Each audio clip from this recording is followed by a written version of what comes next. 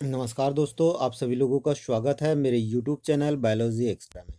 एक बार फिर मैं हाजिर हूँ एक नए वीडियो के साथ। और आज का हमारा वीडियो है पार्थेनोजेनेसिस इन प्लांट्स। अगर हम आज के इस वीडियो की बात करें तो आज का वीडियो हमने लिया है क्लास 12th बायोलॉजी की यूनिट फर्स्ट रिप्रोडक्शन से, और हमारा चैप्टर है पुष्पी पादपों में लैंगिक जनन। और आज का हमारा टॉपिक क्या है? पार्थेनोकार्पी या अनिषेक फलन। तो चलिए जानते हैं कि आज के इस वीडियो में इस टॉपिक में हम क्या क्या पढ़ने वाले हैं। अगर हम बात करें तो आज के इस वीडियो में हम जानेंगे कि पार्थेनोकार्पी क्या है, पार्थेनोकार्पिक शब्द किसके द्वारा दिया गया है, पार्थेनोकार्पी का अभिप्रेरण किस प्रकार किया जा सकता है, और पार्थेनोकार्पी कितने प्रकार के होते हैं, साथ ही पार्थेनोकार्पी का महत्व क्या होता है, ये आज हम इस वीडियो के माध्यम से जानेंगे। तो चलिए देखें दोस्तों, अगर आपसे एक सवाल किया जाए कि सेक्सुअल रिप्रोडक्शन की सबसे महती आवश्यकता क्या होती है, तो अधिकांश छात्रों का, अधिकांश लोगों का ये जवाब होगा कि सेक्सुअल रिप्रोडक्शन के लिए फर्टिलाइजेशन का होना जरूरी है। और अगर फर्टिलाइजेशन के बिना ही जीवों का विकास हो जाए तो तब हम इस प्रक्रिया को पार्थेनोजेनेसिस कहते हैं। जब प्लांट्स की बात की जाती है और प्लांट्स में फर्टिलाइजेशन के बिना ही फल का विकास होता है, तब इस प्रक्रिया को हम पार्थेनोकार्पी कहते हैं। तो निषेचन के बिना ही फल के निर्माण की प्रक्रिया पार्थेनोकार्पी कहलाती है। फल के विकास की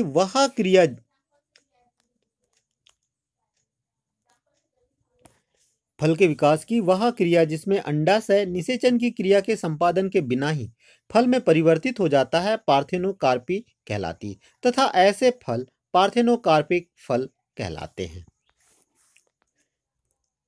अगर इसकी हिस्ट्री के बारे में बात करें तो नॉल के द्वारा पार्थेनोकार्पी शब्द दिया गया है, और नॉल ने बताया कि पार्थेनोकार्पी परागण या किसी अन्य उद्दीपकों के अनुपस्थिति में फल के विकास की प्रक्रिया है। वहीं पर रिंकलर 1908 ने बताया कि पार्थेनोकार्पी बिना बीज या खोखले बीज वाले फल के विकास की क्रिया को सूचित करता है, जबकि निश्च 1963 के द्वारा सारी परिभाषाओं को निचोड़ के रूप में एक नई परिभाषा दी गई, और उनके द्वारा कहा गया कि निषेचन की प्रक्रिया के बिना ही अगर फल का निर्माण होता है तो ही उस प्रक्रिया को पार्थेनोकार्पी कहा जाना चाहिए, क्योंकि प्राकृतिक स्वरूप में बिना परागण के अंडाशय प्राय फल में परिवर्तित नहीं हो पाता है। अब देखिए कि क्या पार्थेनोकार्पी उत्पन्न की जा सकती है। जी हाँ, बिल्कुल पार्थेनोकार्पी उत्पन्न की जा सकती है। ऑक्सिन या जिब्रेलिन के छिड़काव के द्वारा पार्थेनोकार्पी की प्रक्रिया को प्रेरित किया जा सकता है। ऑक्सिन जैसे indole acetic acid, indole butyric acid, naphthalene, indole acetic acid या 2,4-डाइक्लोरोफिनॉक्सी एसिटिक एसिड या 2,4,5-ट्राइक्लोरोफिनॉक्सी एसिटिक एसिड आदि को पुष्प के खिलने के पश्चात उपयुक्त मात्रा में उसको डाइल्यूट करके स्वचालित स्प्रे या हस्तचालित स्प्रेयर की सहायता से अगर उसको छिड़काव किया जाता है तो सभी उपचारित पुष्प के अंडाशय का बिना निषेचन की क्रिया के संपन्न कराए ही फलों में विकसित हो जाते हैं। जैसे कि आप देख सकते हैं तरबूज, अंगूर, संतरा, केले या अन्य दूसरे प्रकार के जो फ्रूट है इस मेथड्स के द्वारा प्राप्त किए जा सकते हैं। चलिए अब हम देखते हैं पार्थेनोकार्पी के प्रकार। पार्थेनोकार्पी मुख्य रूप से जो है वो दो आधार पर इसको वर्गीकृत किया जा सकता है, बीज की उपस्थिति के आधार पर तथा विकास की प्रकृति के आधार पर। तो सबसे पहले हम देखते हैं बीज की उपस्थिति के आधार पर। बीज की उपस्थिति के आधार पर पार्थेनोकार्पी को हम दो भागों में बांट सकते हैं, बीज रहित पार्थेनोकार्पी और बीज युक्त पार्थेनोकार्पी। तो सबसे पहले हम देखें बीज रहित पार्थेनोकार्पी क्या है। पार्थेनोकार्पी की वह प्रक्रिया जिसमें उत्पन्न फल में बीज नहीं होता है बीज रहित पार्थेनोकार्पी कहलाता है। जैसे कि अनानास, केले आदि में इस प्रकार की क्रिया होती है। वहीं बीज युक्त पार्थेनोकार्पी की वह प्रक्रिया जिसमें उत्पन्न फल में बीज होता है बीज युक्त पार्थेनोकार्पी कहलाते हैं, जैसे कि अंगूर, नींबू आदि। अब दूसरे प्रकार से अगर हम देखें विकास की प्रकृति के आधार पर, विकास की प्रकृति के आधार पर पार्थेनोकार्पी को भी दो भागों में बांटा जा सकता है। सबसे पहला प्राकृतिक पार्थेनोकार्पी या नेचुरल पार्थेनोकार्पी, और दूसरा अभिप्रेरित पार्थेनोकार्पी। तो सबसे पहले हम देखते हैं प्राकृतिक पार्थेनोकार्पी क्या है।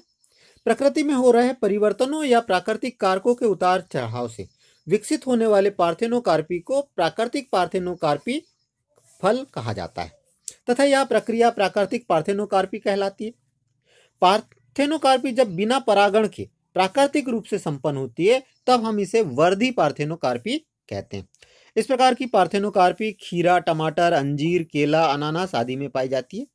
इस प्रकार की पार्थेनोकार्पी को वातावरणीय पार्थेनोकार्पी भी कहा जाता है। इसे अगर आप डायग्राम के थ्रू समझे तो आप इस डायग्राम के माध्यम से देख सकते हैं कि यहाँ पर दोनों प्रकार के पार्थेनोकार्पी को बताया गया है कि जब प्राकृतिक रूप से पार्थेनोकार्पी होते हैं अर्थात फल का विकास प्राकृतिक रूप से पार्थेनोकार्पी की प्रोसेस के द्वारा होता है तब हम इसको नेचुरल पार्थेनोकार्पी कहते हैं। लेकिन जब हम हार्मोन्स का छिड़काव के द्वारा पार्थेनोकार्पी को प्रेरित किया जाता है तब हम इसको अभिप्रेरित या इंड्यूस्ड पार्थेनोकार्पी कहते हैं।